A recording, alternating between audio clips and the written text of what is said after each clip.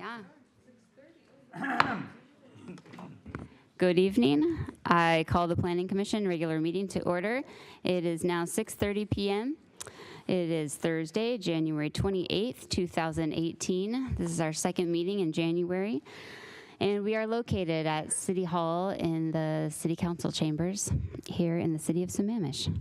So the next item of business is roll call. Oh, I will start on my right. Jane Garrison. Eric Brooks. Shanna Collins. Larry Crandall. Roisin O'Farrell. And it looks like that is it. Whose jacket? That's mine. Oh, okay. Just making sure. Okay. So there are 5 of us, or 6 of us present. Sorry, 5 of us. Yeah, math. Okay. There are 5 of us present this evening, which means we have a quorum. And so the next item of business is the approval of the agenda. And is there any objection to approving the agenda this evening? No. No? Okay, then the agenda is approved. The next item of business is the approval of the minutes. I actually have an amendment to the minutes that I'd like to suggest. I move to amend the minutes of the January 4th, 2018 meeting because I'd like to have the public hearing section note Mr. Bachman's comment. I read it out loud, and so the minutes now say, you know, it started at 7:20 and ended at 7:20 and there was no public comment. I just wanted to have that as a public comment. So I move to the amendment. So I need a second if anybody wants. I second the amendment. Okay, there's a motion and a second to amend the minutes as stated. Then that's for the January 4th meeting. All those in favor say aye. Aye. Aye. Anyone opposed say no. And I'm sorry, I didn't ask if there were any other amendments. No? Good. Okay. All right. So the January 4th minutes are approved, 5-0. The next item of business tonight is public comment. This is the section of our meeting when anyone from the public can come to speak on a non-agenda item. And tonight our agenda item is the housing strategy. So if you have anything that you'd like to say that relates to anything other than the housing strategy, you can come up right now. Mr. Crandall. For the good of the order, the reason I'm wearing the Valentine's Day theme tie is because, unfortunately, I'm going to be traveling and will not be back in town till after, or essentially attending meetings till after Valentine's Day. So my heart was in the right place. I thought, is everybody applauding that he's not going to be here for the next meeting? No, Larry. We appreciate your time. And as long as we have a minute or two, I talked about Epiphany and the 12 days of Christmas. Some people view it differently. It starts Christmas Eve as the 12 days, and then other people see it Christmas Day. So you can go either way. Okay. And also let staff know that Larry will be absent for the February 1st meeting. Okay. So is there anyone who'd like to speak this evening? I want to double check. Okay, no. So that was the end of public comment, and there will be a chance to speak on the item after we discuss the item on the housing strategy.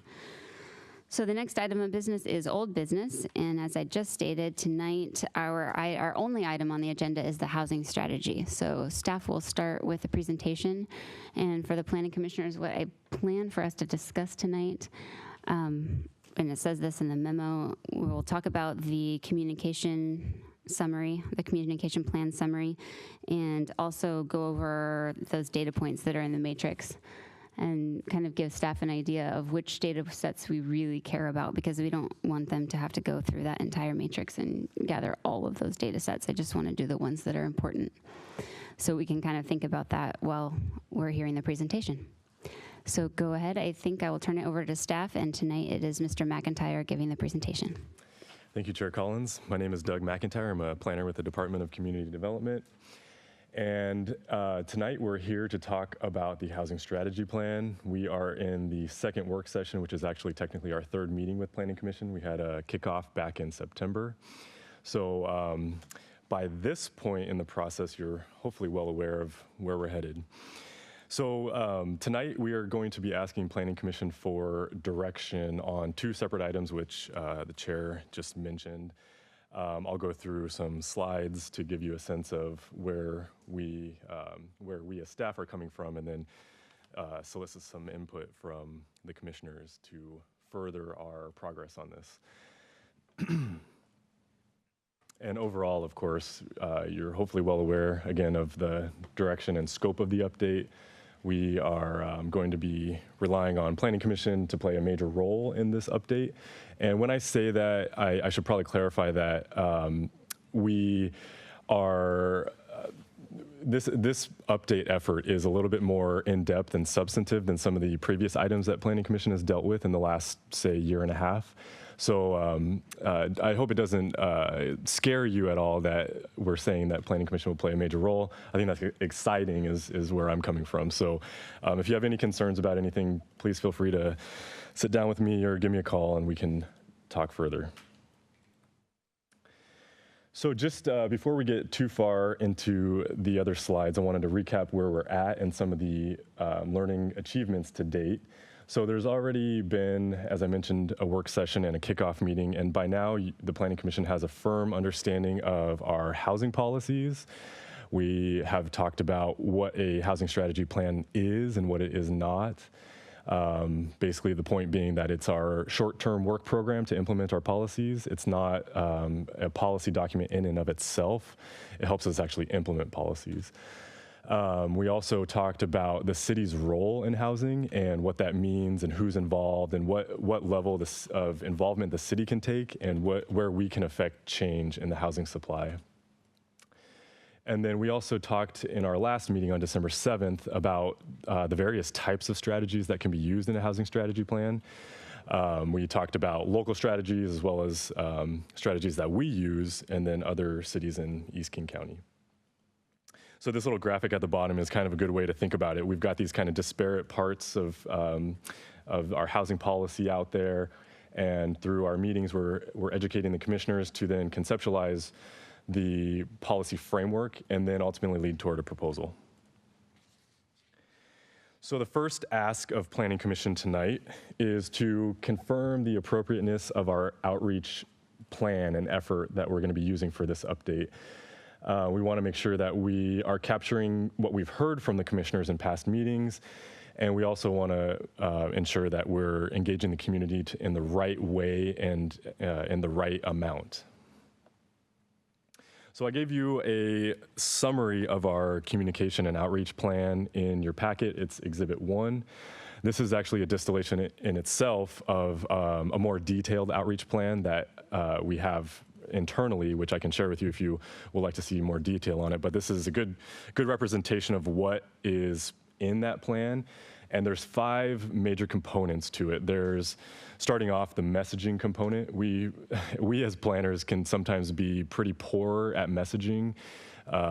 So we're trying to be pretty deliberate about how we message the housing strategy plan update. What it is, what it can do, what the scope of it is. We want to make sure that we're regularly communicating with the public and stakeholders, as well as internally. And then also focus on the ways that it can be mutually beneficial for not only the public, but the region. And then also a thing that I believe sometimes gets lost in planning documents is focusing on some of our previous accomplishments, because again, this is an update to a plan that exists, and a lot of good things have come from the existing plan. So we want to make sure that we do talk about where we have been and where we are today. The second major component of our outreach effort is identifying and I guess engaging our stakeholders. We have a great wealth of resources in this area, not only just people, but also groups and advocacy organizations. So we want to be able to leverage those ideas and get a pretty broad sense of the perspectives that are out there, because there's a lot. So we want to look at the different patterns and really engage people, and not only just folks and stakeholders with the city, but also between stakeholders. So I think that's an important part of where we're going to go. And a note about the stakeholders is that we don't have the formal list finalized yet, but we're working on that. And I felt like it was a little bit premature for this meeting to bring that out. So just keep that in the back of your mind. The third component, of course, is probably one of the most, I guess, common sense parts of this outreach effort is the engagement side of it. How are we going to engage the public? How are we going to engage stakeholders? And really, we wanted to emphasize that there are going to be kind of 4 ways that we're going to do that. One is through a survey. Another is through open houses. We are going to do through the Planning Commission regular meetings, workshops with the public. So that will be in a setting like this. And then also something that we've called road shows. And what we mean by that is staff and potentially commissioners, hopefully commissioners, going out to different community groups or other agencies out there that we can communicate with that will help provide input on our housing strategies. I apologize, but I realize I skipped it, or I did not transition the slides. So the fourth component of this is our branding effort. And this is related to messaging, but it's distinctly different in the sense that we want to really get a exciting brand and rally around that brand for our update effort. Part of that is going to be a new name for the housing strategy plan. I feel like the housing strategy plan is just very kind of blunt and very unimaginative and very kind of just not engaging. And so we want to come up with a way to better engage and better convey what we're trying to do. So in our next meeting, we'll have more of that detail provided, and we'll try to come up with more of a graphic cohesion that will be hopefully engaging. And then finally, of course, focusing on our outcomes. We want to make sure that we're not losing sight of what do we really want to get out of this outreach process. I've been involved in many outreach efforts in a variety of different projects in the past. And what I found is that you have to really strive for the right sized outreach effort.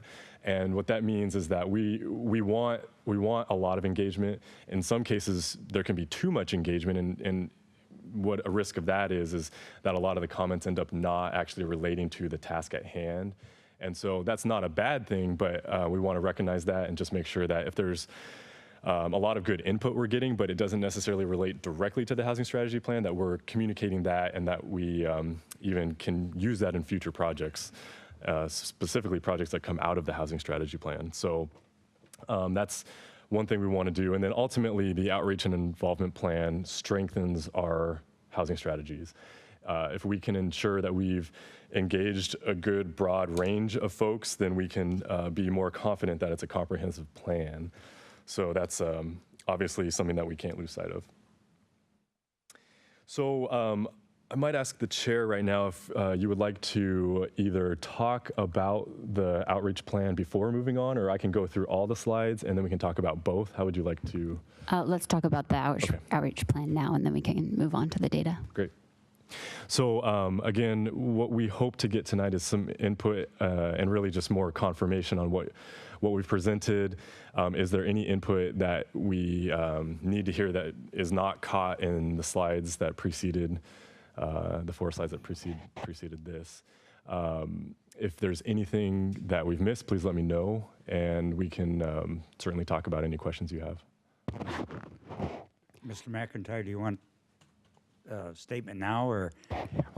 I'm not going to add anything. I'm going to say Tuesday night there was a lot of discussion concerning prioritizing, and when I read this 5 major components, it seems like this really lends itself to prioritizing. So thank you for, forward looking on that, because I think it's important. And the second thing is, I like the tone of the outreach effort, because I just finished, I did finish reading Tina Brown's, the editor of New Yorker Magazine and Vanity Fair book, and one of the things she says in there she went through many trials and tribulations when she came from England over to take over the Cogna Nast publications over here. But what kept her going was she wanted to succeed. And I read that in here. This looks like a diagram for success. Okay. Thank you. I think having a strong outreach component to this, especially with something related to housing where it affects everybody, it's a community-wide issue and something that a lot of people care deeply about. I think it is critical to have a strong outreach plan and again, a right-sized outreach plan to make sure that it's successful. So setting the stage now so that our next couple meetings will go smoothly, I think is important. As you can probably tell, this locomotive is going, and we're moving pretty fast. So it's going to get pretty in depth quick. So I think all the major points are hit. I'm wondering if we might be able to do a statistically significant survey for the housing strategy. I know that it was done for the Pro Plan. Pro Plan is a much bigger document, so I'll let you think about that for a while. You don't have to answer tonight. Okay. I know it's a significant, that's a significant push, but when we're dealing with housing, it would be nice to have something solid. We hear it over and over when we were talking about the Pro Plan, how important it was that they had that statistically significant survey and that they were able to really say that this feedback was valid because of that. So I don't know. I'd like to think about that if that's possible. Thank you. So that was not something that we contemplated under this effort. One is cost, but also as the housing strategy plan is an implementation item of a policy framework that was built under the comprehensive plan. I think that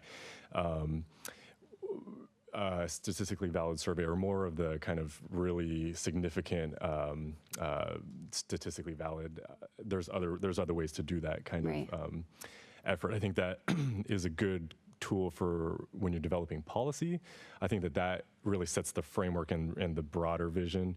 And then at this point, as an implementation item in a kind of a short-term work program, it may be less effective for the cost, but it's still a good point. It's something we can think about, but just wanted to make that note. Okay, sounds good.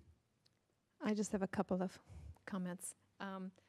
So I was just looking under stakeholders, Doug, and just the one thing that kind of stood out to me is just to make sure that we have all income levels represented when we're doing that. We need that feedback. Then the other thing I was looking at with outcomes, and it would be great to have specific feedback on what the public feels that we are missing in terms of housing, whether it's groups that they feel are not represented or underrepresented in terms of housing, and then possibly what the public feels we should be doing to accomplish that. If we're not doing kind of statistically an analysis on this, that it would be really good to get some concrete feedback from the public. This is a big issue. Housing and transportation, they just go hand in hand, and it would be really great to kind of get a thumb on the pulse of the public as to how they're feeling about housing and if we've got all the right elements in there. Actually, I really like that. Yeah. Like, what does the public want us to do? Because right. Clearly there's a problem. What is it that they want? Yeah, and that's what we're here for. Yeah. I feel, that's what we're here for. That's what we volunteer. That's what the city council's for. This is what the city organization's for. We need to know what the public want, and then not just what they want, but how do they think we could accomplish that? Because maybe we can agree on a couple of broad goals, but we may all have different ways of achieving that. So it would be great to kind of get some input in, like, how would you go about doing that? Thank you. And you said something that was really important that I think I want to emphasize is that really, how do we achieve some of these great ideas? And what we hear a lot of really good ideas constantly, and a lot of it comes from Planning Commission. We hear it from City Council. We hear it from the broader public. A lot of people have a lot of really good ideas. A lot of times they're pretty broad. And the question that I would have back on something that's broad but still really useful is, how do we turn that input into a strategy that can be part of our strategy plan? That's going to be super critical for this, especially for the Planning Commission's role, is how do these great ideas become strategies? Because that's what we're focusing on. We're going to build a matrix that's going to be categorized with strategies, and the strategies have priorities listed next to them. So while we have a lot of great ideas out there, we need to translate them into a strategy and then assign a priority to that strategy. So that's where I think is the key part of that, and it's a great point to emphasize. So thank you. I like what Rasheen is saying, and I think that all income levels, all aspects, all the people need to be represented. I think one of the best ways to do that, because I don't think we're going to hear from a lot of those people. They're going to hide out in a way. Social and health services really has a lot of information on those people. And I would like to have them just come here and speak to us about them so that we can hear about different segments of society. I think that would be really important. The other thing that I worry about is that when we start to take things out of context and make lists and computerize them, and then put numbers to them, they become more and more abstract, and pretty soon it doesn't even look like what we were talking about. And I think that that's a problem. And I think we have to look out for that. I don't know how you get around it. If you're looking to program something, and I think about other programs that we've looked at, where they did surveys, and they take that information and it's duplicated over and over and mixed up and confused, and finally when it comes back to us, it's not even useful. It's not what we were talking about. So I would like to caution us on that. And that's a really good point, that every planning project I've ever been involved in, there's a very distinct qualitative component to it, and there's a very distinct quantitative component to it. And I think that's what you're hitting at.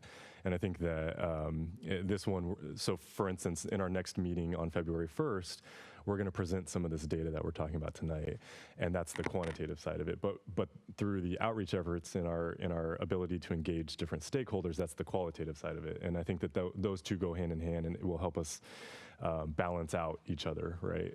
So that's the intent there. Thank you. Thanks.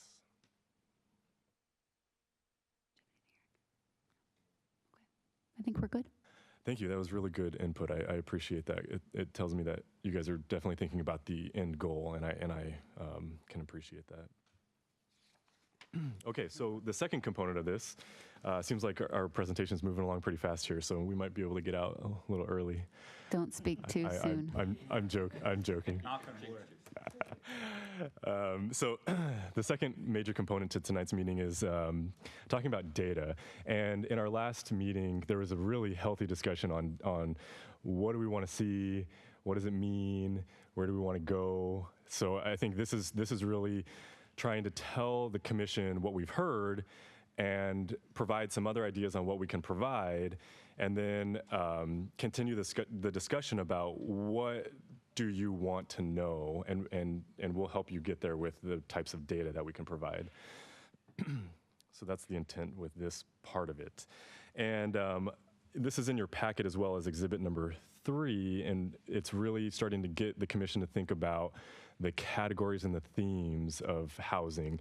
And in exhibit 3, we presented a table comparing the 2006 housing strategy plan with the 2015/2016 housing policies, and then a blank space for our current update. And what we were trying to do there is to demonstrate that we have these themes that we've rallied around, not only in our previous comp plan and our previous housing strategy plan, but what we want to look for in this update, we want to make sure that this respects the policy framework that we've already built.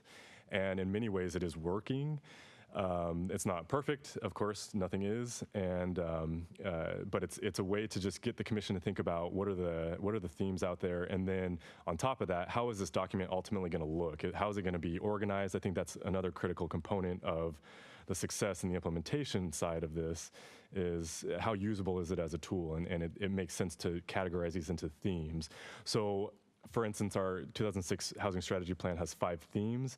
They are the neighborhood quality, types, variety, and amount of housing, housing affordability, special needs housing, and regional efforts. So we want to just present that as it relates to data, that there's kind of another theme that emerges with the data as well, and it relates back to this. So the data side of this is Exhibit 2 in your packet, and the themes are Exhibit 3. So with that being said, instead of, Chair Collins had mentioned this, instead of going line by line, which could take a while, but it's not a bad idea, what we tried to do is to break out the data by the themes that we have built already. So for instance, if you wanted to really focus on neighborhood quality, in Exhibit 2, we had the list 1 through, I believe, 37 of the data points that we can provide. What does that look like when you're focusing on neighborhood quality? So for instance, that mix might include data points on housing types, housing units by year, residential capacity, residential growth targets, and ADUs. So it's just a way to kind of think about it in bigger chunks.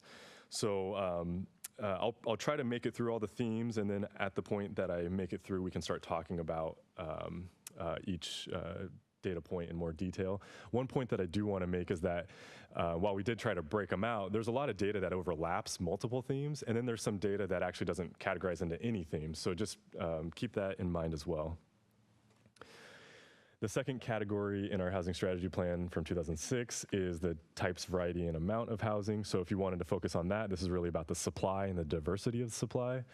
You could think about data sets 14, 15, 19, 29. I won't read them all, but basically the types of housing that we have, how many single family versus multifamily building permits we've issued, again, capacity, household types, jobs, housing ratio, which again, we talked about in our December 7th meeting. Seemed like Commission had a lot of comments on that. Also talking about just market rate, and then assisted living and ADUs. If there was a stronger housing affordability focus, we could talk about households in poverty, we could talk about population and group quarters, we can talk about tenure, we can talk about cost burden households, quite an array of data, which is both city and county. We can even break it down in some cases to East King County. So there's ways to kind of toggle each data set, not all of them, but some of them.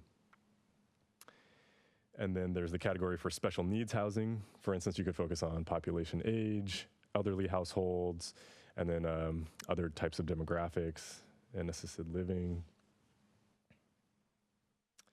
And then the final theme is regional efforts, and this relates more to kind of that King County look, and in some cases the statewide look.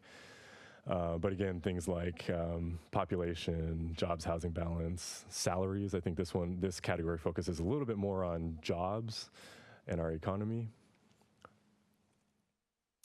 And then, of course, as I mentioned, some of the data points don't fit into a category, so we wanted to make sure we captured those. While they don't fit into a category, it doesn't make them any less or any more useful or important. So don't view this in any sort of different light. But this data has more of a focus on, say, homeless households, and then other types of demographic data. So I'll stop there, and I'll ask for commission input on data. Why don't we go back to your first category? And then we can go category by category. Sorry, Sure. go back to our first category and go category by category. Sure. Which you're right, is much better than going line by line. Yeah, I think it's just, and we certainly But can talk about this in the more same detail, idea but where we yeah. can Yeah. look at each one. Um, Go ahead. Well, mine is, I think, for all categories, but I wrote something down. What does the data reflect, or what will it reflect, and how is this reflection turned into a strategy? In other words, for an example, in the Seattle Times a couple of days ago, they talked about the increase of drivers over 65 still with licensing. And when you use all the figures, about 10% of the population of the state of Washington is over 65 and plus.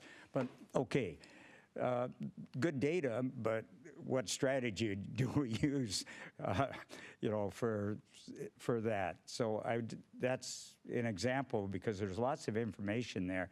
So I would hope that the data we collect will end up helping us strategize. Okay. Thank you, and I think that that's a good point, that kind of hitting at the conversation we had a little bit earlier about how do we translate all these great things and great information into specific strategies, and I think that's definitely a great example of that. That there is, I can speak just based on the fact that I work with Town Center a lot. I get a lot of questions about senior housing. So it is a topic that is very important and something that we can address in the housing strategy plan. But thinking about what does that mean as a strategy? And is it multiple strategies? Does it kind of run the gamut, or is it more specific and targeted? Just, thoughts like that. I want to make sure commissioners think in that. I would say housing units by year built is not necessary, and anyone can call me out and tell me that that's wrong. But I mean, I can't think of how that would help us, because it doesn't really matter. Well, I guess it matters because neighborhood quality, older houses may not look as nice, but maybe they do. Maybe they have someone who keeps them up really well. So to me, that's not quite necessary, because there's such a long list. That would be low on my priority list.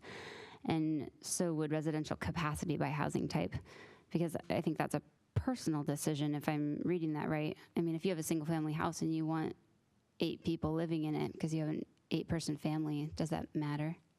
I think I'm on there. On that one, and I'm Arthur Sullivan, Program Manager of Arch. Hi, Arthur. I'm here. Sorry, I was late. I was down at Mayor of Issaquah's sort of retirement party, so his farewell.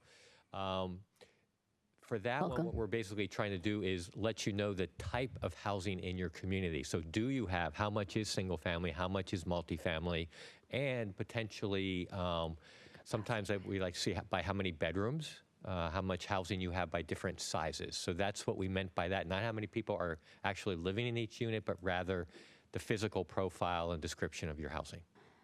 So how's that different from 14 housing types? Because that one's going to get into how much capacity you have, and so it'll look at it's 14 and 19 can be They're interrelated. related. One might look at existing, the other might say, of your remaining zoning capacity, what does that look like? And then that way you can look at, based on what you have in place, plus what's planned, what your total might look like. I see. Okay. And if I could go back to Commissioner Crandall's question, one of the ways, and I was just looking at the old version of your strategy, some of the cities, what they're doing now, the exercise they sometimes go through is after they see the data, and I'm going to offer sort of the theory that those last 2 sections, which we'll go to last, are more about demand, the demographics of the population, the incomes of the population. That's kind of what, the first few are about what's your housing stock look like.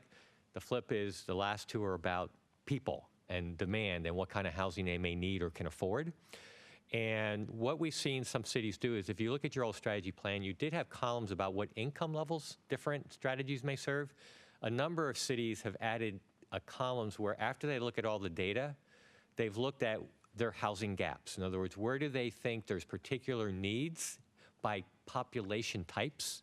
household sizes, young adults, seniors, and they identify those as their areas they want to make sure they have strategies around, and they've added columns to their matrix so that they can then see which strategies might address some of those gap areas. So that's something for you to keep in mind that we found some other groups have found as an exercise to help them translate the data, especially from the needs point of view, into helping to influence their looking at strategies.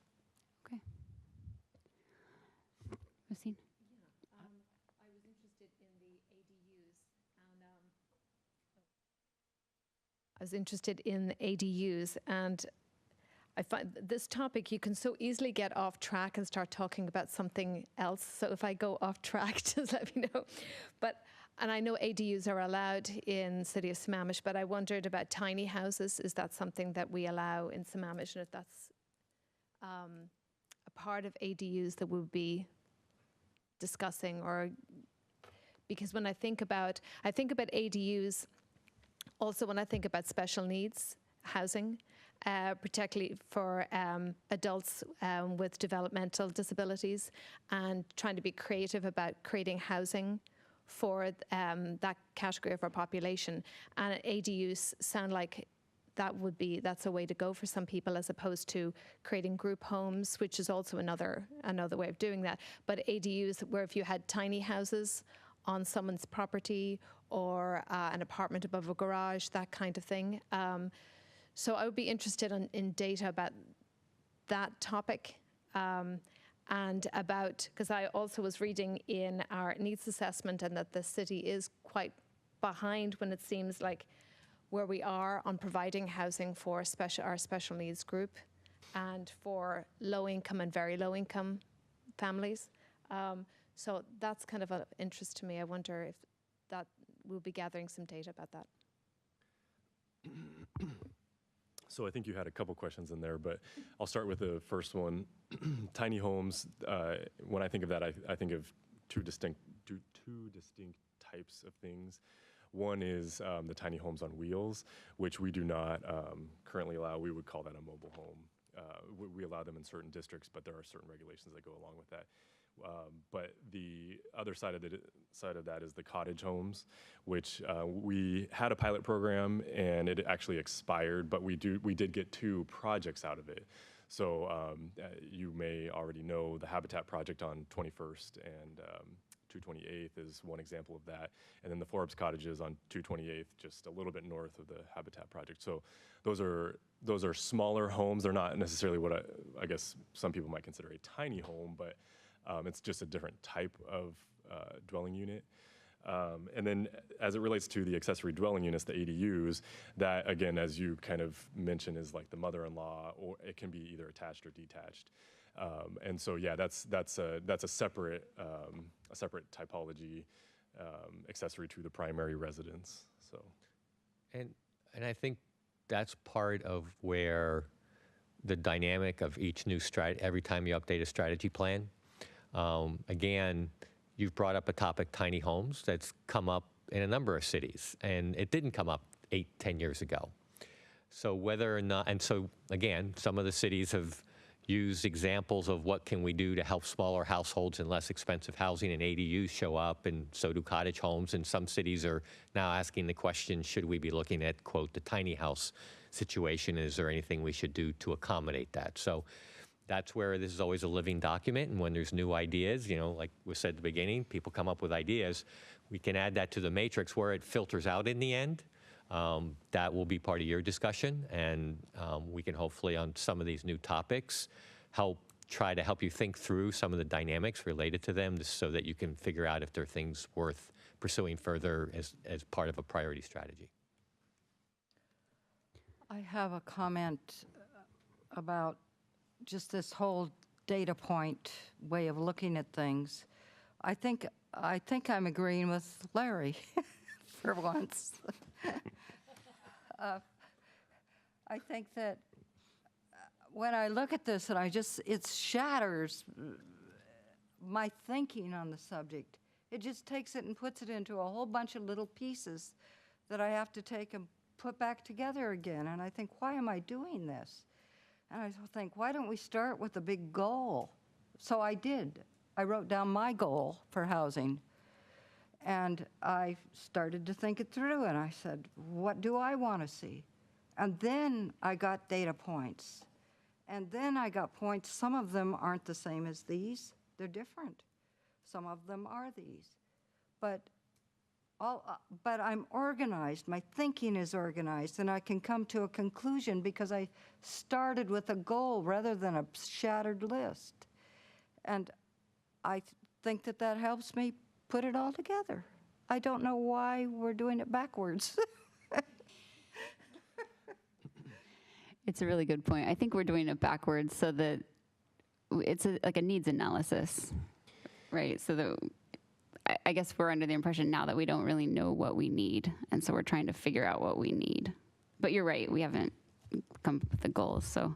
But the goals are already written, in the comp plan, Right. right? So, because we're not going back to, unfortunately, we're not going back to rewrite any goals. So we already have our goals in here, and then this is going to help us execute those goals, right? Am I right in Right. saying that? Yeah. Correct. You're absolutely right that we've built the framework of policies, and this is an implementing action of that with a shorter time frame and kind of a work program of what we're going to do in kind of the 5-year plus time frame. But your point is taken that sometimes numbers can be, there's a timing component to it. It's just, it can sometimes be intimidating. So that's a totally fair comment. And what I would say is that don't be scared of the numbers. I think it is more as kind of what Chair Collins had mentioned of what's out there, what are the gaps, what should we focus on, and using that to turn these good ideas into strategies. So I hope it's not intimidating at coming with the numbers first. It's not intimidating. That's not the word. It's totally confusing. It's not intimidating. Because you're not starting with the goal and breaking it down into these different things. You're starting with the different things, with the data points. And we have to put it back together again. So it's confusing and it takes time. It's time consuming. So it's irritating. Staff needs time to be able to develop the data, so I think we have to kind of go along with this So this strategy. I mean, you have some validity to your point, and as Commissioner Farrell said, you have goals and policies that were developed through the housing element, and what was the precursor to creating those goals and policy was the housing needs analysis. And what we're basically doing is bringing you back a lot of the data from that housing needs analysis that informed creating the goals and policies 3-4 years ago. So one way, if the purpose of what you're trying to do is take the goals and policies and take specific strategies, and then take all those wide range of strategies and add from the list, the old list, and add new, I think there's two pieces of data, two ways to look at the data. One is, or information to help in that filtering process. The first is that you've taken some actions. What have you, so one of the things we've already brought back to you is what have you done since the last time you updated the strategy plan so that you can understand what they have been and what kind of results they've had. The other is we're trying to find out what is the most important things to filter up of all those strategies. And so one way of looking at the data is maybe you do throw away 2/3 of it. Is from the data, does any of that help you say these feel like really important gap areas or need areas or however you want to do it that will then, so you don't necessarily use all the data, you use the ones that seem to ring most true and most significant to then help you in the sifting of all those strategies. So I don't think we're trying to get you to have data to revisit goals and policies. We're trying to find ways to give you data, and we're giving you a range so that you can sort of select the ones that ring most true. So for a lot of the cities, we just reattached the big housing needs analysis, but in the body of the report, we do, here are the 6 pieces of data that we thought was most important. to helped inform our exercise. So try to get that back out in front of early of you, and that's one piece of input. Public input is another piece of input. So we're just trying, give you a couple different ways of thinking about how to help you prioritize. Thank you. What does it actually mean, the ADUs permitted by arch cities? What that just basically means is you'll be able to compare how many you've built versus other cities in the east side. Arch cities are King County cities. And then we have data that shows you what their rate for every 1,000 single-family homes, how many do you have compared to other cities? Okay, so you already have this data, so it's pretty easy to get. Yeah, right. The data that you see on this list, we've called together because we've been collecting it for your needs analysis and with other cities. Okay. And do you have any comment on the housing units by year built? Is that necessary? I always make the comment, I was born in a house built in 1720 and it's still here. And then I moved into a new house that was built in 1860 and sold for a lot of money because of where it was located. So there is a point. I think people look at that because, and I think, because when physical structures get to a certain age, they can start deteriorating if not maintained. Right. And so it's a first litmus test to say, do we need to, it's a very backhanded way to look at condition or to be conscious of areas where maybe units will need more maintenance going into the future. I would say if you don't have it readily available, then I don't need it. I don't know how other people feel. Well, we look at some of the policies that talk about H1.3, support preservation of cities' historically significant housing. I mean, it's pretty clear that that is a component of the data that we probably should be collecting.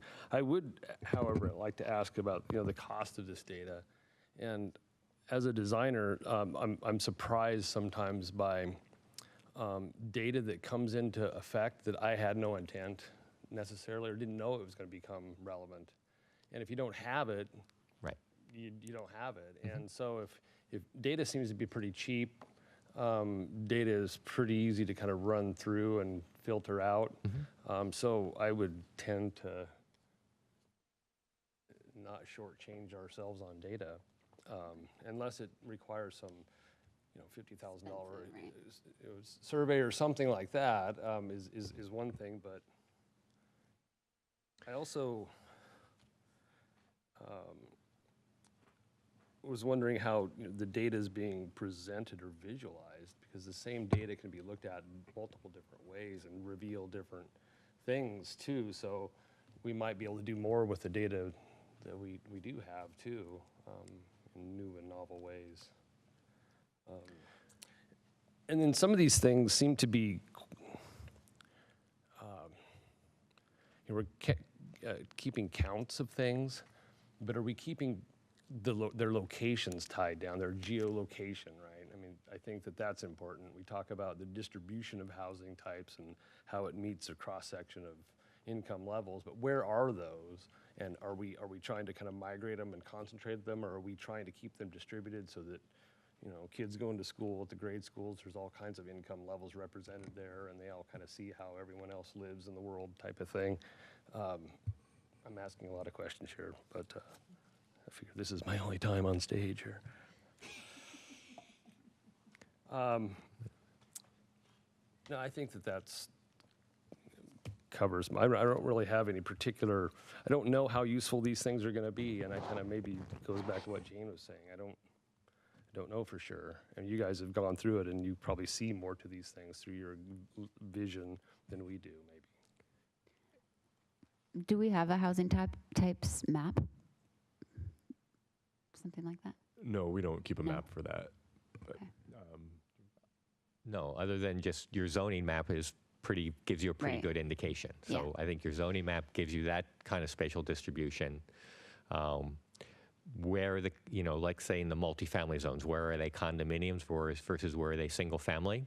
That would take a lot of research to distinguish which units are rental versus ownership.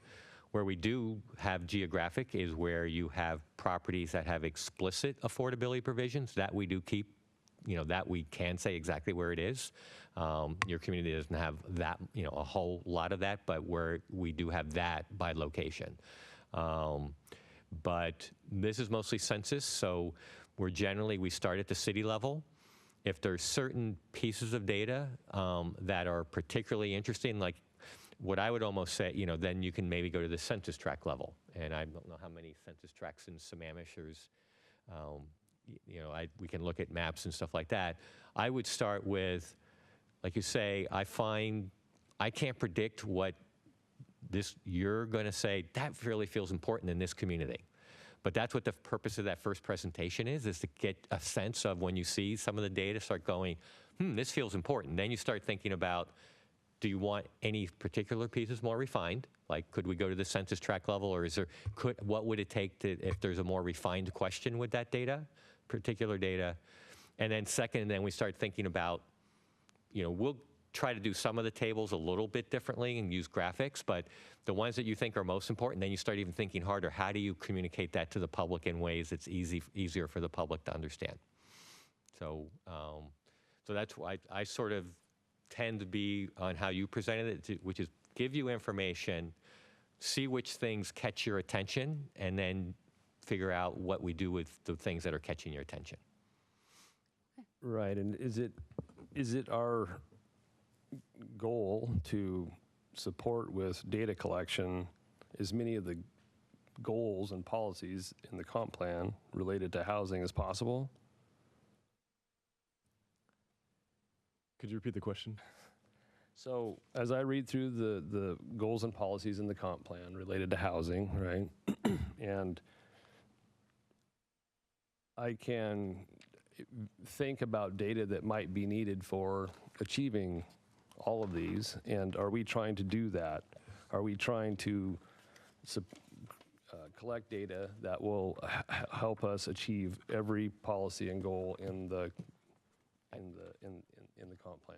I don't or know no? if it's to achieve the goal. I think that the objective is that you would be able to say, based on the data, we have this goal, we don't seem to be there. So this goal has a bigger gap than another goal. Right. So yes, right. so hopefully we have the type of data, a little bit harder in the neighborhood quality policies, but especially when you get into types of housing, variety of housing, affordability of housing, special needs housing, in those areas we have tried to bring together data like we did to write the policies in the first place. So we think we're pretty well covered. That's why part of the reason we're going through the list is from your perusal of the policies and of the comp plan. If you go, I don't see a piece of data for that policy, if you have a different perspective, that would be helpful to say, why haven't you thought about this piece of data to help with that policy?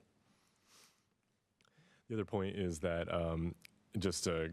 maybe it's neither here nor there, but Exhibit 2 is kind of that universe of the data that we can, relatively, it's within our abilities to provide that data. So it's the kind of that, think of it that way, that's the universe. We don't have to necessarily provide all of it. We don't want to inundate, and we also don't want to overload. But if that is deemed necessary, we can look into that. But it's not necessarily that we have to do all the data. That's kind of one of the approaches we took with kind of breaking it out into the categories and the themes was, if you really felt that a certain category was important, that it might be the case then that you want to see all those data points or some mix of those data points. So that was really what we were trying to do with this approach that you see on the slides. So I think you can go to the next slide, probably.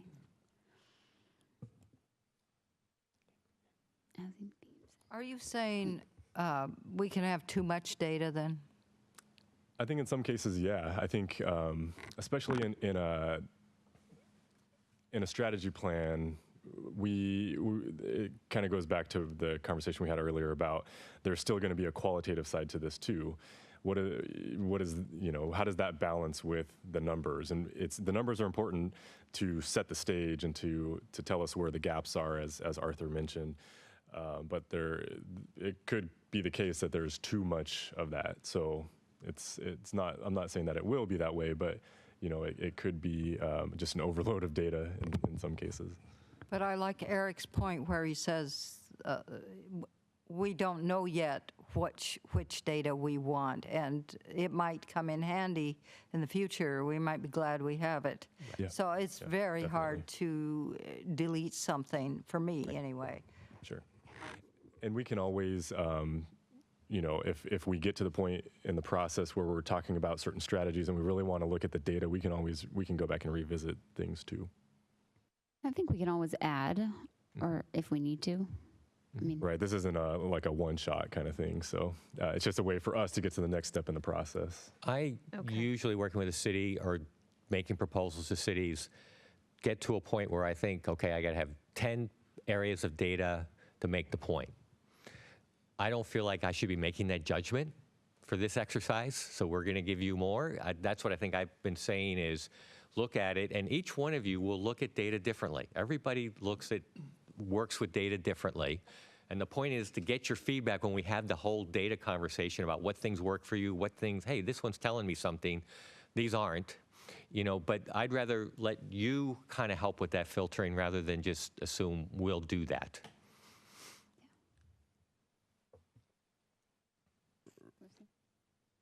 Yeah.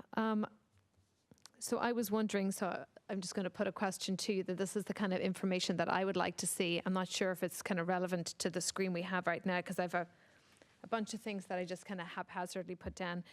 So one thing that struck me when I was thinking about housing is, what housing is in the pipeline? Like, so obviously we have houses that are built and about to be occupied or are occupied right now, but what housing is in the pipeline? And, that we've granted permits to but have not been built yet.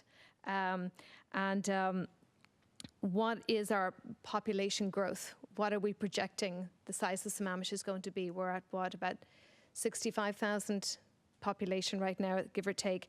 And what are we looking at 5-10 years down the road with 1,000 people moving to the Seattle area every week? It seems these days. That's something I heard on NPR the other day, which just shocked me. And where does that leave Sammamish? I'm assuming we all consider ourselves the Seattle area. And then also I thought about then rent affordability. With that many people moving to this area with that level of frequency, not everybody is going to be ready or able to buy a house. People are going to be looking to rent. And do we have enough rental accommodation? And if so, what's the rental affordability here?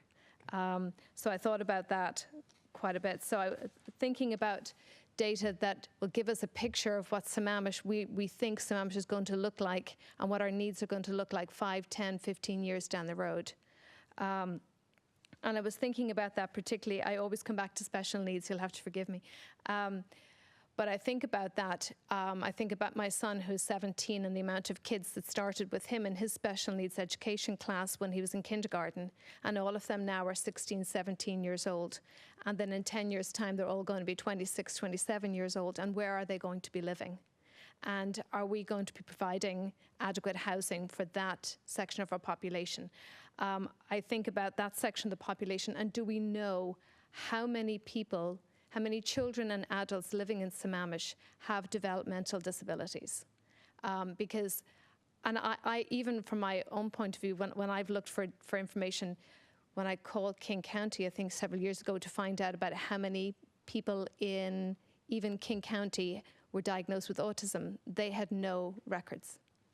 So I wonder about things like that, that we're deficient with data on that topic, because I think that section of the population are just beginning to come out of the shadows, and we're beginning to more freely talk about it, and families are becoming braver and speaking about their needs. So I feel that, I'm not sure where we're going to find this data, but I think we need some information about that, because all these who are children now are going to be adults, and they may be in a position where they can continue to live with their families, but they may not be down the road. So we need to kind of figure that one out. So I would love whatever data we can find on that topic. I would love to know some information on that.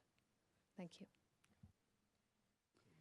One comment I would have on that is that a lot of times the advocacy groups or other stakeholders have really good data on that as opposed to the governmental agencies. So that's one way that the stakeholder list And maybe can, the school districts yeah. too, Issaquah, Lake Washington, and Snoqualmie, I think is the other school district in Sammamish.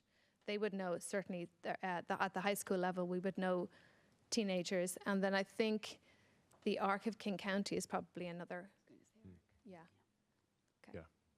Yeah, so that's where this, both the data side, but also the outreach side kind of come into play, and they work hand in hand in many ways. Thank you. And I think there are some data sets I've seen that speak to that. So not so much for the special needs, but I know there's actual and affordable rents. When we look at the housing types, we'll be looking at how many apartments, is it that type of data that we'll be seeing? Okay. I'm good with these, if anybody else has ideas about this set. No? Next slide.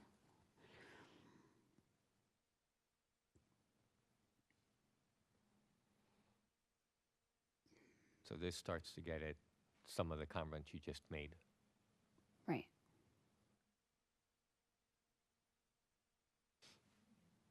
So you could easily pull a number from a data set that you were pulling together for another one of these themes and bring it over to this theme. That would be an easy thing to do. So it's not the most perfect data, and this is where I think supplementing it by going to groups who serve special populations, because this is still, you go to the state and they will have licensed housing, and whether or not they break up as readily as the population groups you're talking about, because different population groups might be under the same form of licensed housing. But we do have data on state licensed housing for special needs. There's also some census data. So we do have that type of information. So it's not a perfect, here's the demand side, here's the supply side, but it does give you a sense of the general picture. Can you explain the jobs housing ratio by city? So that's a figure that we've been tracking. I've actually been tracking it in my work in this field since the late 70s, because I worked in the Silicon Valley. And my thesis in 1980 was helping a Silicon Valley city look at, why are our housing prices going up so fast, or what's going on? And we looked at how much employment is in their community relative to the supply of housing. And so it's basically looking at how much demand for housing is there in every community, coming from their workforce, just on a very simplistic level. Just that's the first analysis. And we do now have information on the salaries being paid in the community, so that also gives you a sense of the incomes of the workforce. And then comparing that to the available housing. So the first cut on this is just looking at demand, using a certain average number of workers per household. So that can translate to a number of housing units that your workforce is demanding relative to how many housing units you have. Now, when we've done this, this has sort of been one of the reasons ARCH is what it is and why it was formed a number of years ago, is if one small city has extra or not enough, that doesn't tell a whole story, because people don't just live and work in the same town. So what we have is data for all of the cities in East King County, and then what it looks like when you add East King County together. So like if one city was way out of balance and another city had a shortage, and another next to it had a lot of extra, had more housing than demand from workforce, then maybe you're not in too bad a situation, because when you add those two cities together, you've got a balance. So what we've tried to do is look at each individual cities. You're one of the cities that has excess supply relative to your workforce. But you're surrounded by a number of communities where that is not the case. And so we present you data so that you can look at your city, but also how it looks within your market area, and then how you compare to the whole county when you look at that ratio. And that includes Seattle? Yes. Okay, good. Okay. And that's sort of where you, as part of the region, comes in, and what's going on in the region that impacts to some degree what's going on in your community. Great. And I'm using some of my February time, so I looked at this, and one of the things came up, and maybe this is too esoteric, but we're looking at what is the gap, and then what is the need, and what is the want. And in my mind, I'm not sure what I want to place first. And it's just like City of Sammamish does not have a cemetery. Do we want one or do we need one? So there's a gap, but what are the needs and wants? And I don't need an answer as much as you have to realize that's what I'll need to analyze I will probably be analyzing as I look at each one of these things. Mm-hmm. And just for your interest, I've served on 2 other Parks and Rec Commission, one in Carson City, Nevada, and one in Pullman, Washington. And both those cities had cemeteries. Okay. They probably had a post office too.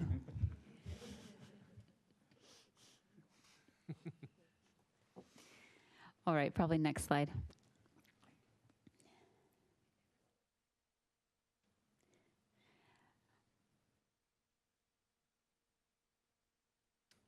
Are there any other comments on this type of focus? I know that we have heard some already, but if there's anything else, we could certainly talk about that.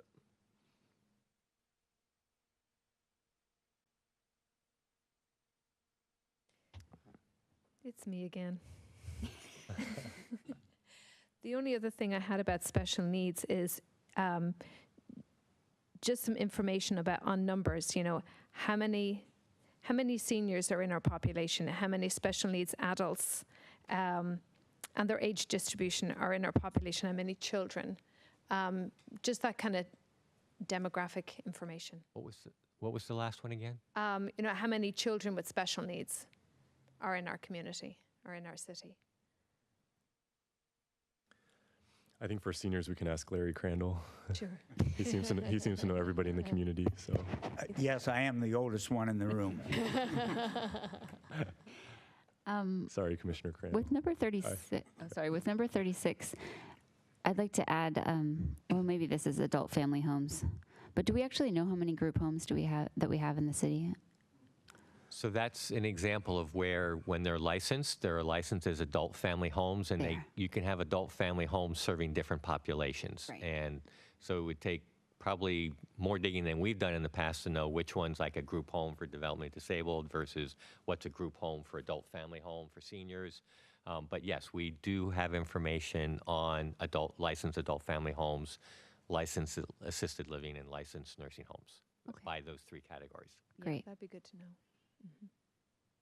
It's unlikely that you may have the data, but the age in place is a trend that's taking off pretty heavily. And I'm just curious. I mean, it kind of requires some spatial understanding of the house in relationship to the street or whatever.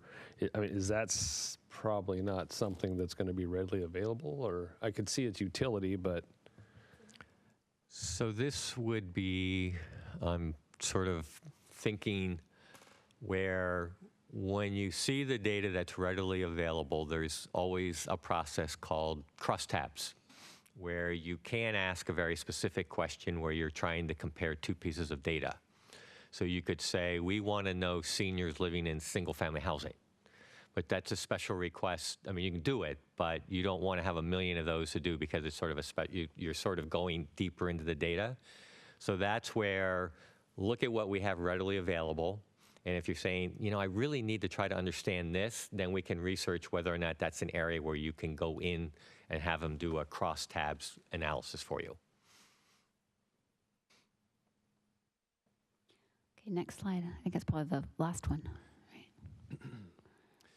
Yeah, so this one was the 5th and final theme in the housing strategy plan of the regional focus. And in this case, some of this data relates more to the economy and some other demographic type of data.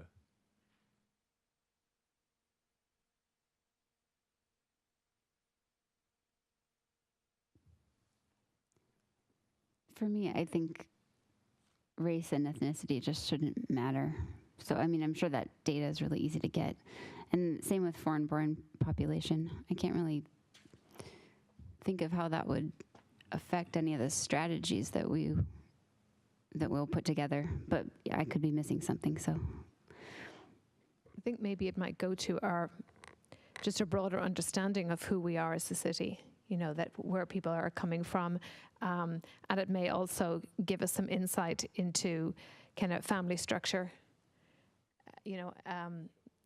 multi-generational families living together or not, or so I think it just might, I think the more demographic information we have about our city, the better we grow to understand who lives here and what their needs are and their perspective, I think.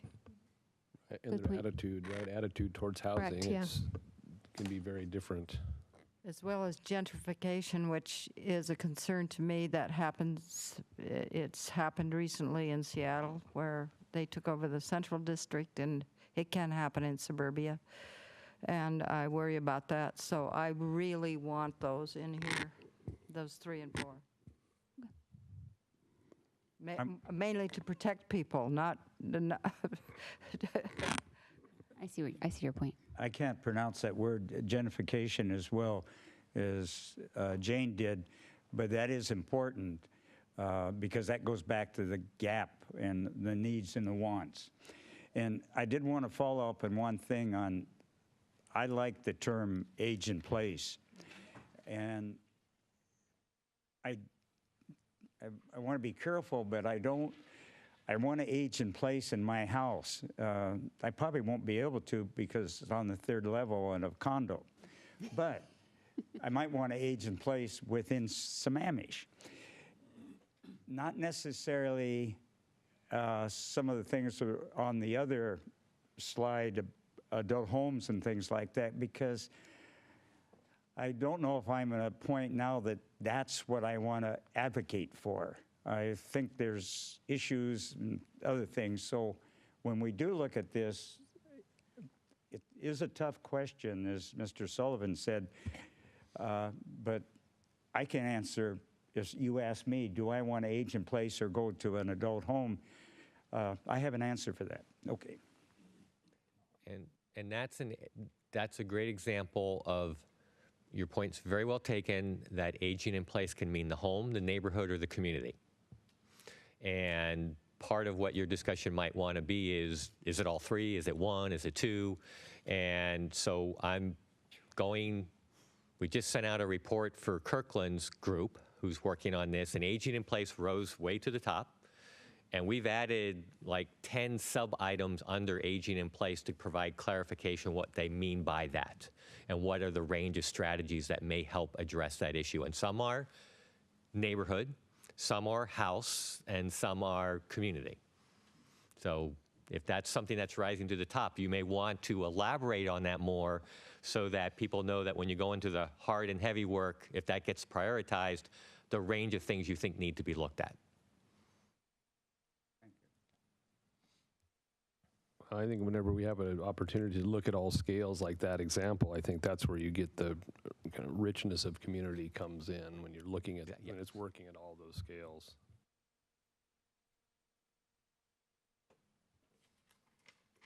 So there was the final list of the ones that didn't cleanly or neatly fit into other categories, but are not any more or less important.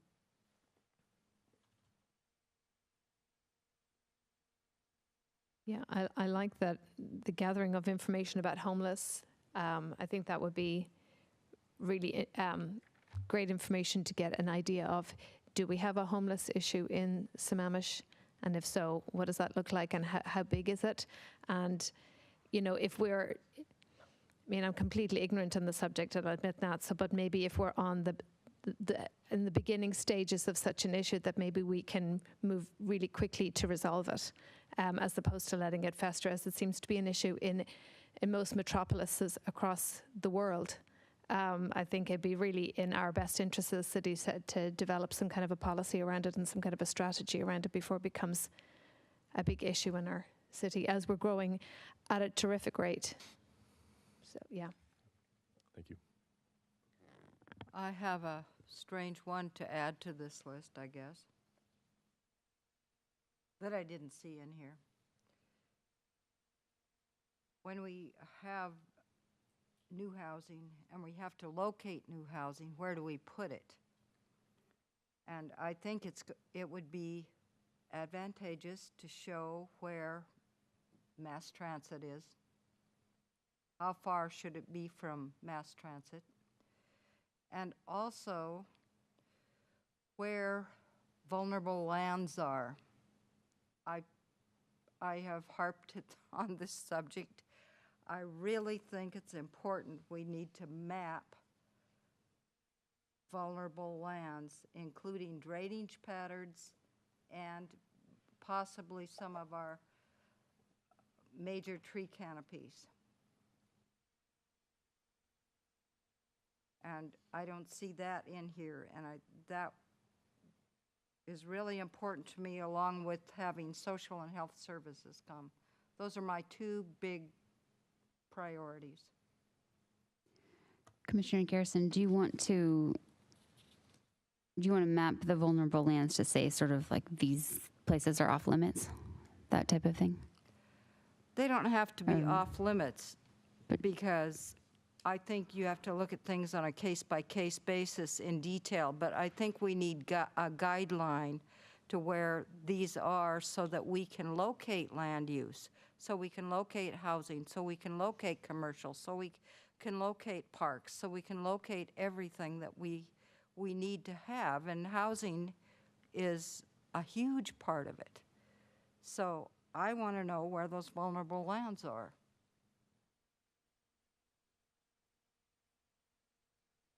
I think that also ties into linkage systems and where people want to live. They want to be able to walk from community to community. How does that all tie together? And I think if we don't know that, how do we locate proposed housing? I'm just not sure that it's our job to actually locate the housing. Is that? We need a strategy for being able to choose where to locate it. Okay. I do like the map on mass transit. I think that'd be very helpful. And I know we have an updated bus route that's fairly new. So something like this, I know, and it was in the Sammamish newsletter. So if we could look at something like that, that would be helpful. So that's a good one. Does staff want to comment on the map for vulnerable lands? Do we have something like this? Do we have a bunch of different maps that need to be looked at one? What do we have? Yeah, so as far as mapping critical areas, we do keep maps for critical areas. They are somewhat conceptual. We do require when projects come in that they verify the presence or absence and type of critical areas. But I guess a follow-up question I would have is, and maybe it's not a question actually, but the kind of a recognition of the city's role in housing, where kind of as Chair Collins mentioned, that we're not the ones developing the housing, choosing where everything goes. We're ensuring that projects that come in the door meet the codes. They meet a wide variety of regulations. So I guess, can we maybe have an offline conversation about the request for mapping? I think we can, maybe I can get a better sense of what it is specifically that you'd like to see. I would be glad to do that. Okay, thank you.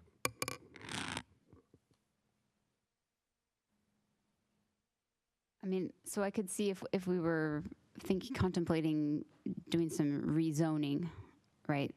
Then that's where we would want to look at the vulnerable lands.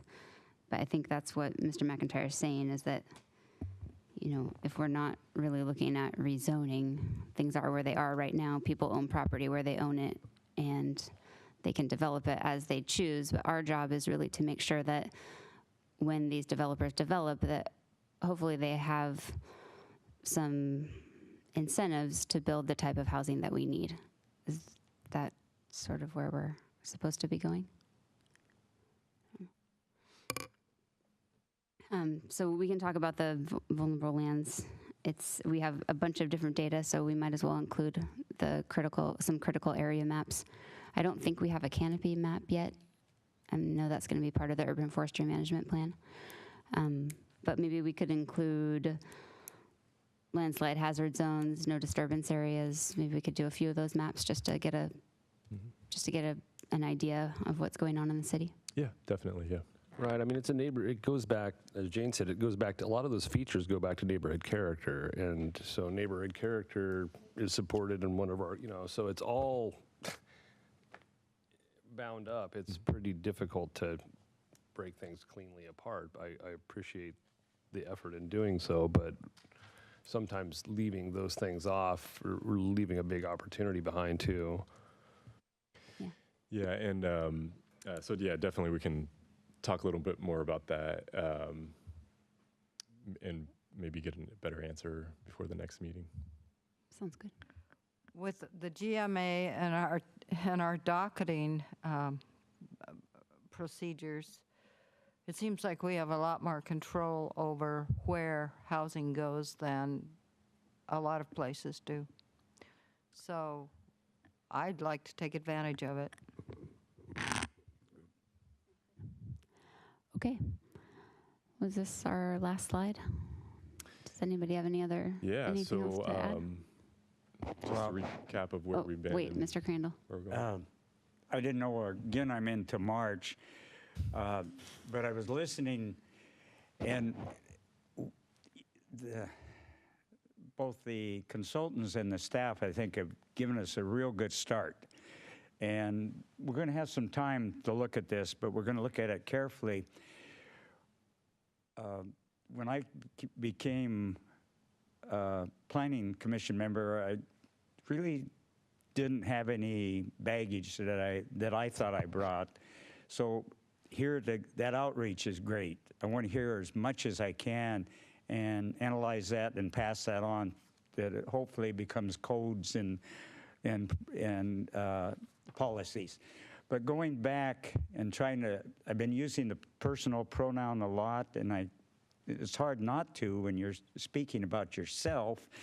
All of my articles, opinion articles in the ISQA/Sammamish Reporter, never say never have used the personal pronoun. But I started to think here, we need to help and think outside the box on this housing. It's not an easy fix, okay. And one thing that came to my mind, it might sound silly, but have we looked at non-motorized houseboats moored on our part of Lake Sammamish?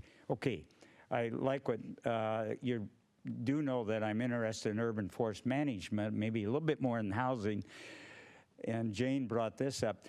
And again, where are tree houses at? It sounds a little silly, but both to build on the lake, you're not cutting trees down necessarily if you moor some boats, and to build a tree house, you're utilizing the tree in a different fashion rather than cut it down to build on the ground, which brings me to the ground. Tiny houses.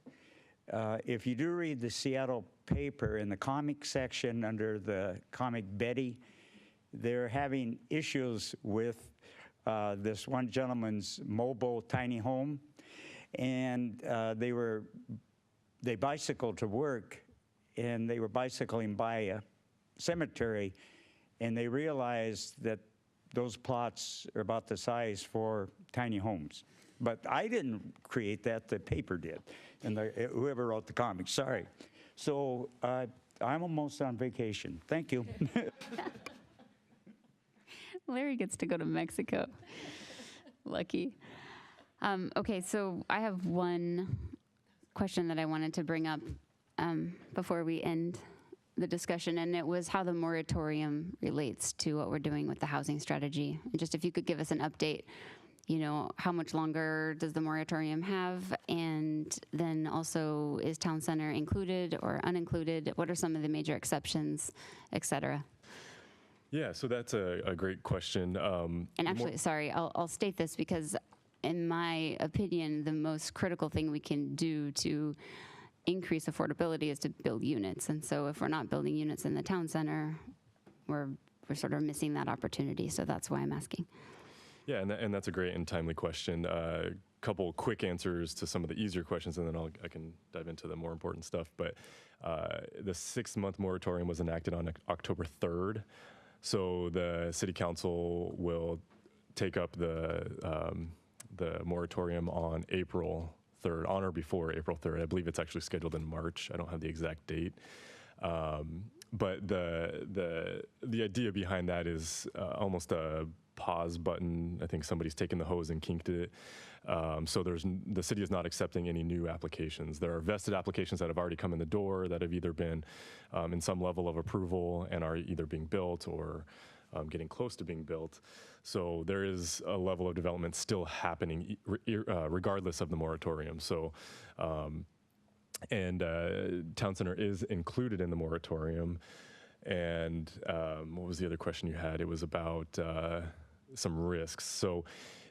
So as it relates to the housing strategy plan, from kind of the higher level look at it, it doesn't necessarily have an immediate bearing on this effort. So in other words, it's not going to delay what we're doing now.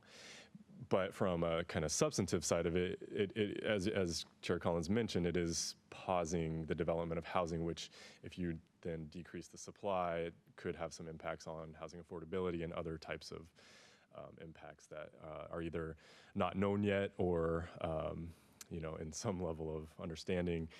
But yeah, it's a complex issue. Growth itself is a complex issue. It's not just housing, it's not just transportation, it's not just environmental protection, it's all of that and more. As planners, we are always tasked with balancing competing objectives.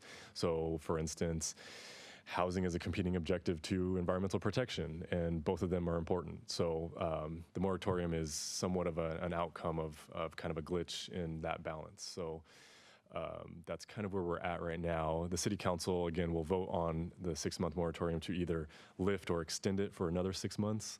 So we'll know more in the springtime. Okay, thank you. Thank you. And just one observation I would make is, let's say through the council's conversations on the moratorium, they identify some things I think are relatively important that they want looked at. Well, then that might influence that being a priority in your housing strategy, because it's a timely issue of something already going on in the community, and so tie into that. Thank you, Arthur. That in some ways it could end up being a good thing for the housing strategy plan in sort of an obscure sort of way, but yes. Okay.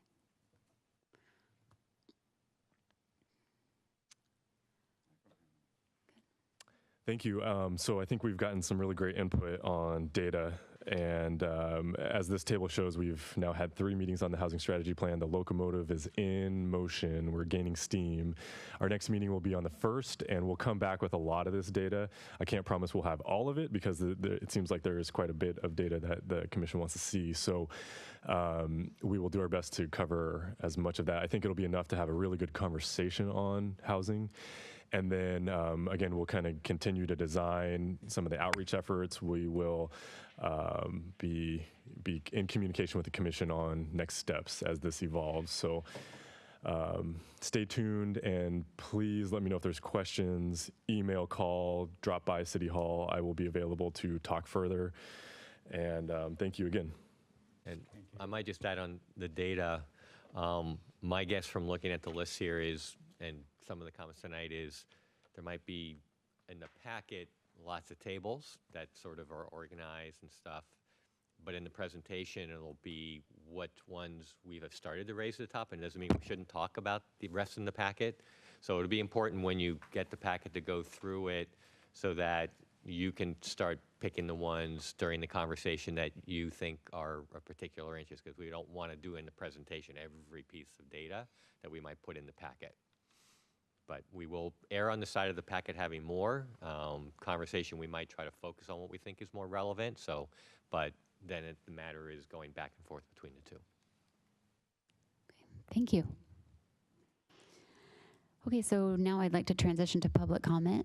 So this is the opportunity for anyone in the public to speak on the housing strategy update item. So is there anyone who'd like to speak?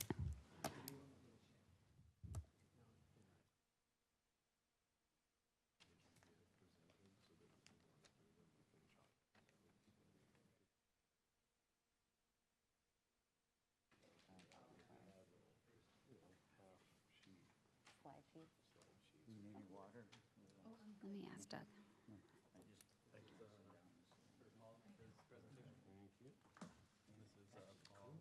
Thank you. Okay, Mr. Stickney, how are you? I am doing fine. My name is Paul Stickney at 504 228th Ave Southeast. And I'm not sure I want the answer, but did you guys miss me that I didn't make the first meeting of the year? I had to work that night, unfortunately. I try hard to be here.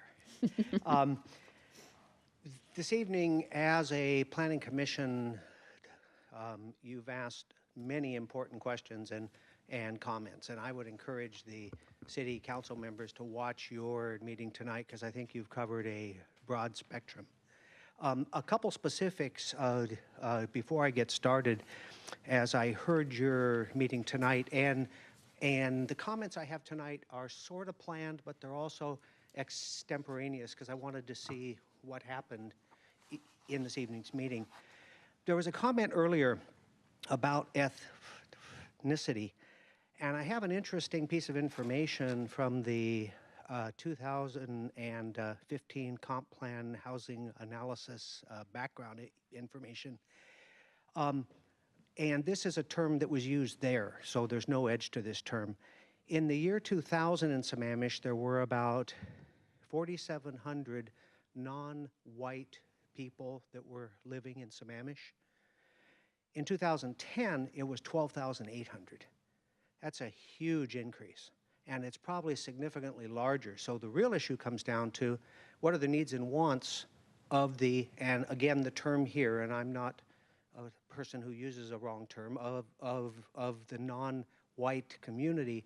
What are the needs and wants? It is a big deal. So that's just a piece. Second thing, someone else asked about the number of houses in the pipeline. I have a rough answer on that. It's after attending all the meetings, I sort of have a lot of information. Roughly 1,000 homes. Approximately 800 of those are in subdivisions, plats over 9, and approximately 200 are in short plats, approximately. But that's just that is close. They can give you the information because the city council asked for it, and Jeff Thomas gave a memo to the city council on it. About 4 weeks ago, I presented a fairly comprehensive 7-minute presentation to you guys about mixing internal into the housing analysis and stopping the housing strategy plan and focusing on changing the comp plan. And at that time, you were ahead of the city council, and I mentioned that. However, I have caught the city council up on everything, and now I'd like to catch you guys up on some things. And although I'm the wrong sex and the wrong ethnicity and a horrible singer, I'd like to say something. Stop in the name of love. It's time to stop the housing strategy plan and instead work on the comp plan. The city council is working on the transportation portions of the comp plan. They're going to make changes. I'm advocating that for the best interest, which is on the first page of your handout, of the residents of Sammamish, for long-term sustainability, from and you guys know I stutter, but I want to say this T, from a temporal perspective and in holistic ways, we need to resolve and attain long-lasting housing policies for internal housing balance, make it a top priority, and put it on the fast track to complete. If you go to the second page, I'm going to read this into the record, but we could spend hours on this. I've worked hard on this, and I have presented this to the city council. They have heard this. What am I talking about with housing balance for Sammamish? It can be holistically summed up in one 4-part sentence that is a true mouthful, no doubt about it. It is about sustainable housing supplies within Sammamish that are optimally balanced to the internal recurring cycles of life, economic and demographic housing needs and wants of all those living or working within our city for enriched lives, inclusiveness, housing affordability, vast four-sector wealth for our community, which is social, environmental, transportation, and financing, alleviating several significant issues, unrivaled connectedness, and enduring consensus on a community character. Short but sweet and said with love, I truly feel this way. Our housing policies, for reasons of their own, are incomplete and they are unsustainable. There are two major numbers that are missing. We have planned as a city for our external growth target.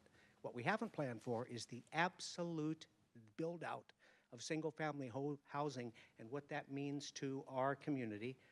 And even far larger, we have not planned for specific gaps for about 40 or 50 internal economic and demographic groups in our community to know where do we have surplus housing. A housing gap takes housing supply, takes housing need, and then analyzes, do we have more housing than need or less housing than need? We could spend lots of time on this. I don't have that time this evening, but on the third and fourth pages in this document was part of the presentation I gave last month. And it asks, if we stopped all growth today as a community, I don't think we can, but if we did, how far out of balance is our housing supply relative to the needs and wants of the existing community for all those living and working here over a cycle of life?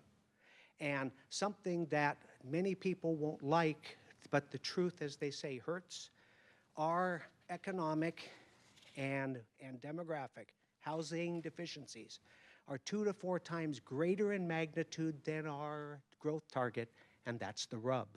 However, I'm going to jump to an end. Housing balance isn't about growth. I look at it as a combination of positive increases and positive decreases.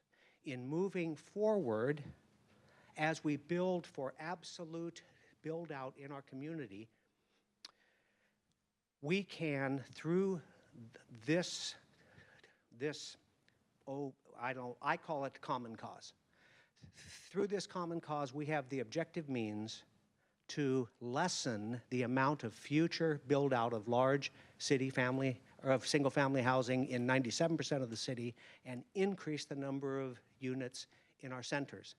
And some people may find what I'm going to say next is, boy, this guy's smoking something. But we can increase the town center significantly with no increase in traffic. We can decrease our future housing supply and keep a lot of cars off the road. And I am being extemporaneous here. But what I suggest is this. I've just about finished publishing a series of articles in the Sammamish Comment.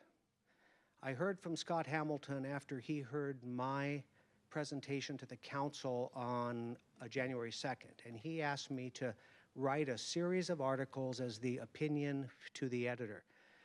You know, I've worked on this a long time. I have a relatively deep understanding, and I think that you would enjoy just reading those articles because I feel that it's in our community's interest to pause, to not put the cart before the horse.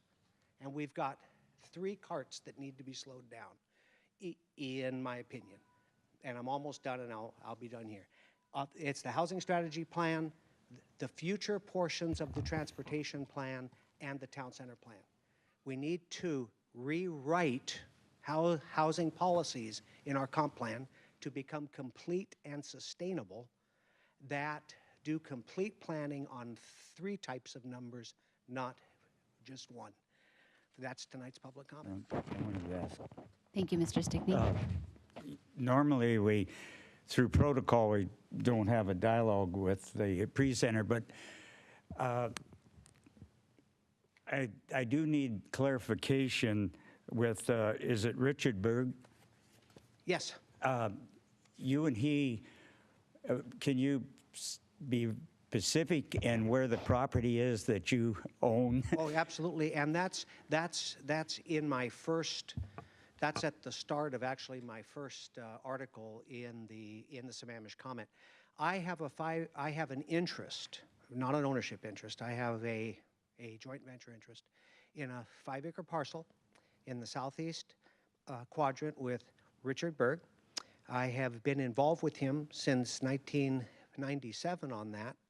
And he purchased that land in 1968, and it became a part of the town center in the 2008 town center plan.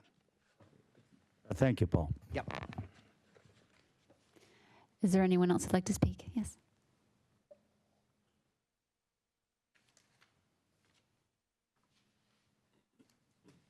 Just remember to state your name and address before you speak. Clara Del Shed, 2313 Sahali Drive East in Sammamish. This is a surprise to me. I came to listen to you, and here I am. The one point that really was crystal clear tonight is in going to the comp plan and these groups getting their plans, like the pro plan for parks and this plan that you're presenting, I'm seeing that I'm seeing different special needs categories. And they both feed into the comp plan. So I'm hearing it defined totally differently, special needs totally differently in the Planning Commission than I'm seeing special needs defined in the pro plan, which feeds into the comp plan. So this is a great confusion because you're putting, it looks to me like so much emphasis on special needs housing, and it means it's being defined totally differently through the pro plan, but they both feed into the comp plan. So there's some confusion in what I'm seeing tonight versus what the pro plan presented Tuesday night, which fed into the comp plan. I wanted to make that point, and then my husband and I were volunteer ombudsman for the state of Washington for 8 years. We are very, very familiar with senior housing, adult family homes, and we did this for 8 years, and we served in Bellevue, Kirkland, Redmond, Issaquah, and Sammamish. We have been in, I think, every adult family home in Sammamish. When we were serving, and we retired about 4 years ago from this, there were between 11 and 16 adult family homes in Sammamish. We served between 400 and 500 people regularly, and many, many hours. There's one point that we saw consistently occur so that you're aware of who is in this adult family home population. Most of the people who are in adult family homes are not former residents of that city. They are brought to that adult family home by their children. So it's the people within Sammamish who live here right now whose parents are populating the adult family home community. And I think it's very important that you understand that, because it's contrary to what we might consider aging in place. You know, we are all for aging in place, but you probably know this. Adult family homes are zoned R4. They are considered single-family residences. It's important when you know that up to 50 cars a day visit these adult family homes. They're R4, And it's important for you to understand the character of Sammamish, the character of the city, when you understand that these are in our midst. They're in our communities. I believe that's every point that I wanted to make, how it impacts the character of our city as well. And the fact that it's like we are bringing people in to be served in our senior centers. At one time, you know, we serviced all of the adult family homes here, the nursing homes, the group homes. So we are very, very familiar because we are personally of an age where we could personally go in there and populate. And I wanted you aware of who actually lives there and where do they come from. And in most cases, they are not Sammamish people. They are the parents of Sammamish residents. Okay? Thank you. Thank you for your comment. Is there anyone else who'd like to speak tonight? Okay, public comment is closed, and the next item of business is the Planning Commission Liaison Report, and I think we have Kelly Hildy.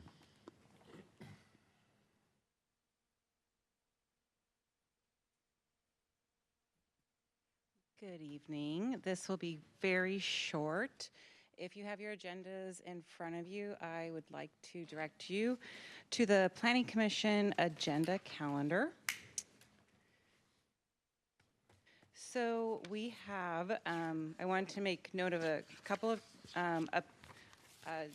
different schedules than we usually have for the Planning Commission. On February 1st, our meeting will actually start at 5. That's a joint meeting with the Parks Commission to discuss the Urban Forest Management Plan.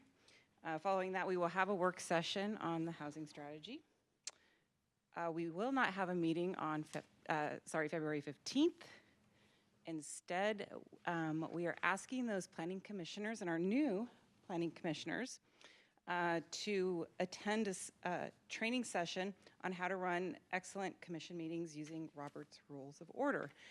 And for those who have not attended that training, it is extremely valuable. We ask that you do. I know we enjoyed it, myself, and Shanna, Larry, Roisin. It was fantastic. So we do ask you to attend that on the 27th. That will start at 5:30. And more information will come, and I will send that out in email.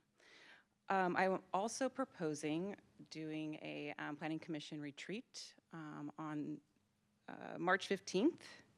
This will start at 5 o'clock, so before our regular meeting. This will be an hour-and-a-half retreat. I would like to include on the agenda, introduce everyone together, get to know each other, talk about our roles and responsibilities. Most importantly, talk about the 2018 work program and what we can expect to be presenting to you guys here on the Planning Commission, what you guys will be working on. And then also in February, next month, you guys should be receiving your iPads. We are going to the electronic packet system, and we will have our city clerk at that retreat to walk us through the system, how to use it, answer any questions that you have after you receive your iPad, and hopefully get, again, all your questions answered. So with that, if that sounds good to you all, I would like to work with Shanna on fine-tuning that agenda and getting that on the calendar. So if I can get a head nod for that, that'd be great. Does everybody anticipate being at the March 15th meeting? Is that retreat here in this room? Yes, we will have it here at City Hall. Thank you. Great. Sounds good. Fantastic. Well, thank you. Yeah. We would have Kelly, we would have a regular, or we would have the retreat at 5, and then we would have a regular meeting starting at 6:30. We would. So it's really just an hour and a half of. It's an hour and a half before, and then yes, we'll have a regular meeting following, which we will. And the 5 o'clock portion would be available to the public or not? Yes, it will be. It's an open meeting. Okay. It will not be recorded. Televised. It will not be televised. Okay. Yes. so I'm into my March time now. But maybe I wasn't paying attention, which I don't all the time. Did the word potluck use? Oh, yeah. Yes, I think this actually would be very nice. I would like to make this a potluck. And we, again, can organize that via email and offline. I think it's a very good idea. When would the 27th meeting, when would it stop, just for planning purposes? It's a 3-hour training. It goes from 5:30 to 8:30. Great. Okay, any other questions? Well, the lady that, woman, I shouldn't say lady, will the woman who presented the last Robert's Rules of Order be doing this one? Yes, that is Ann McFarland. It is Good. the exact same training that we did back in September. She's And- fabulous. She is fabulous. It was such a hit, and it was a success that we're actually going to have her back. It will be a joint training with the Arts Commission, and I also believe the Human Services Commission as well. So you'll get to know some of your fellow commission members here at the city. So more information to come on that as well as along with the retreat. So thank you very much. Sorry, Kelly, but we should probably, instead of type, it says special meeting with Parks Commission. Why don't we change that to training? Just yes, I for see the that. public's We can do that. understanding, I guess. That's a remnant for how we notice those meetings. So Oh, okay. Got it. Any other questions? That's it. Okay, great. Okay, and before we adjourn tonight, I just wanted to say a thank you to Matthew Petrich. He served on the Planning Commission for the last 10, 11 months, I think, fulfilling the end of Frank Blau's term. And I just wanted to say thank you to him. I'm sorry he's not here, because I wanted to say thank you for great attendance. I don't think he missed one meeting. Maybe he missed one because he was really sick. And he was always prepared. He was always well-read. And I also appreciated his comments. So sorry to see him go. I appreciated his language, Yes. And vocabulary. his vocabulary. All right. Yeah, we will miss him. Yes. So with that, if there's no other business this evening, the meeting is adjourned. And it is 8:22.